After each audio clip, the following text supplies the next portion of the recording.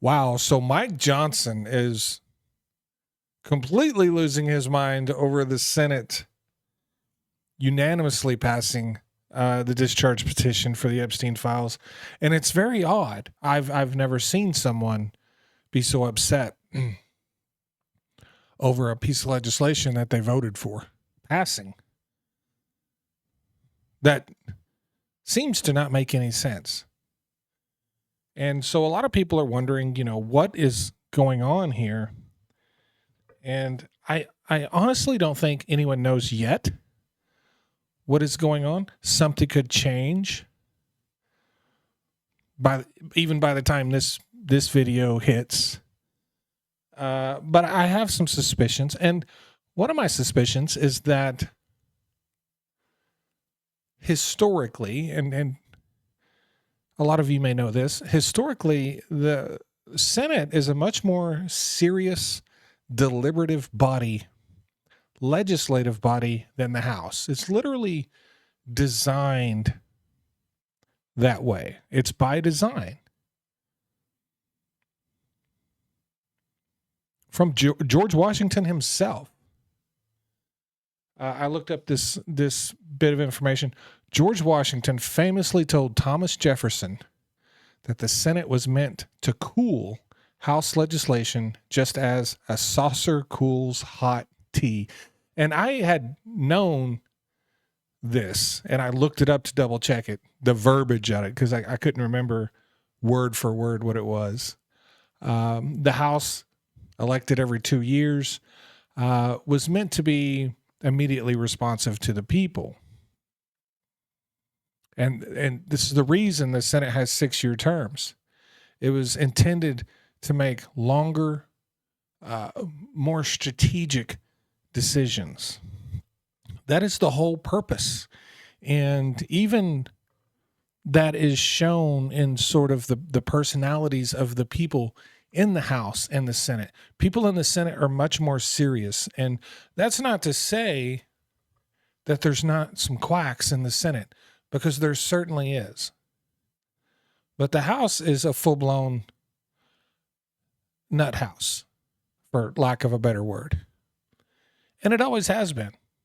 It's always been one flew over the cuckoo's nest. It just has. And it appears what's happening here keep in mind, the Senate's role is to be more deliberative, more strategic, and think more long-term, right? That is the sort of the promise of the Senate. And my whole life, it's been that way. The Senate has always, the people in the Senate have always been more statesmen, right? More serious. And we have seen that be fractured or damaged somewhat in the MAGA era, so to speak.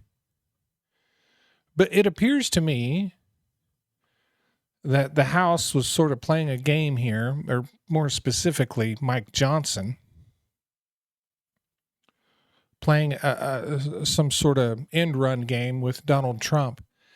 And the Senate's not playing.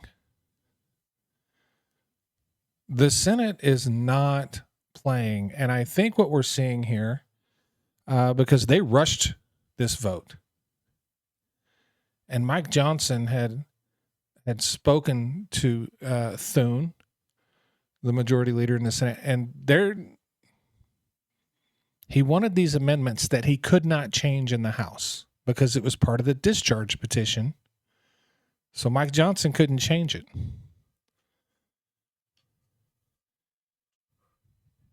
And Donald Trump wanted those too.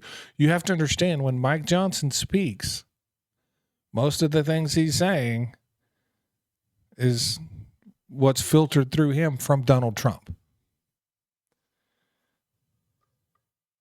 And the Senate dropped a bomb on this deal. This was not supposed to happen this evening.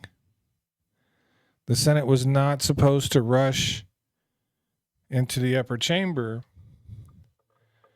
and drop a 100-0 vote. Like record time, I believe. I believe that's the fastest a piece of legislation has gone from the House to the Senate and passed. And you have to wonder,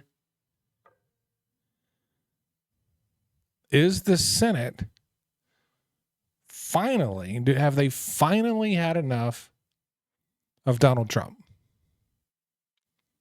Could this be, and I hate to even say it because so many people have said it for so long,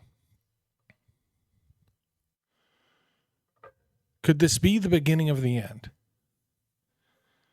Because they have now put Donald Trump in a position where he must release things as they are, and unless you are of the belief that things have been scrubbed or he's going to try something tricky, like he's in a bad spot, is what I'm saying.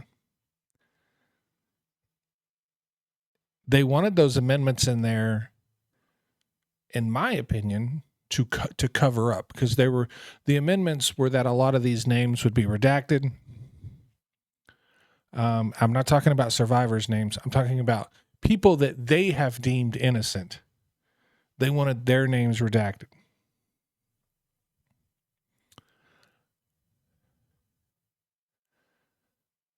So will these files be released? 1.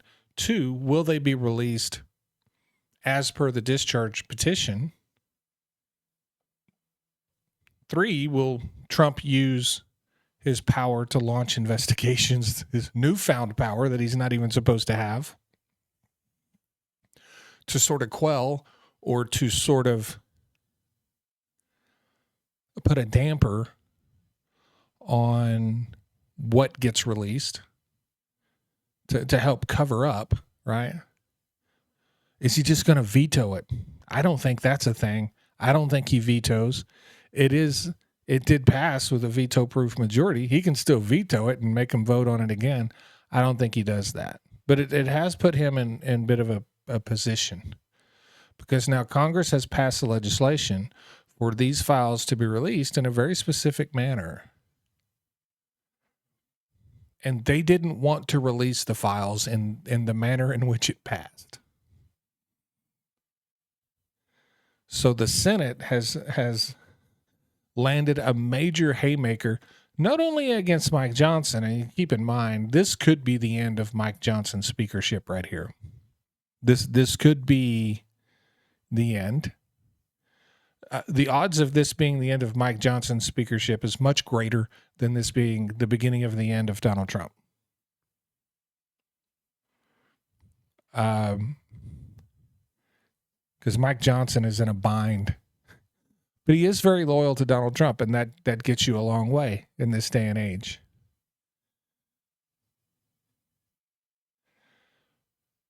But the fact of the matter is, we're going to find out a lot tomorrow, I think. I don't know what's going to happen here, but what does seem apparent is that the Senate is not playing the games that everyone else is playing concerning the Epstein files. That is a 100-0 vote. And it was immediate. I don't know, wasn't even a minute of debate. Call a vote, done. Wow. So what do you guys think? Let me know what you guys think in the comments section. Once again, really appreciate all my new followers and subscribers. Please like and share if and when you can. Let me know what you guys think. You guys have a great Wednesday. Thanks.